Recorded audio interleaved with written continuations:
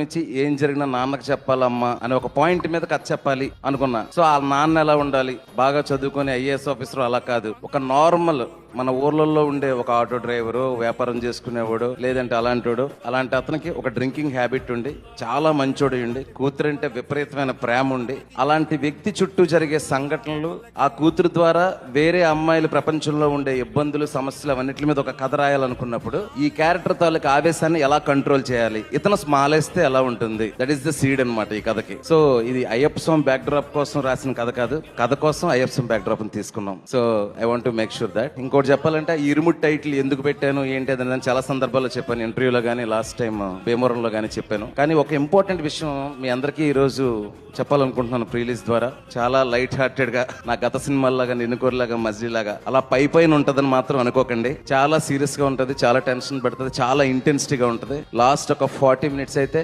మిమ్మల్ని ఒక హ్యూమన్ డ్రామాలో ముంచేస్తుంది. Most intense and serious family drama in TFI అని నేను చెప్తా ఇప్పటివరకు వచ్చిన సినిమాల్లో. దయచేసి మీరు ప్రిపేర్డ్ గా వెళ్ళండి. It's proper serious film. First ఒక 20-25 minutes సరదాగా ఆ ఊరు, త్రినాథ్ ప్రపంచం ఏంటి, వాడి ఇష్టాలు ఏంటి, వాడి కోపం ఏంటి, వాడి చుట్టూ ఉన్న ప్రపంచం ఏంటి అలా వస్తుంది. స్లోగా కథ మూవ్ అయ్యే కొద్దీ, కథలో ఉండే లేయర్స్ అన్ని ఓపెన్ అయ్యే కొద్దీ you will be immersed in the screen play and the film. మనుషుల భావోద్వేగాల మధ్యలో తీవ్రత చుట్టూ జరిగే కథ ఇరుముడైన సినిమా.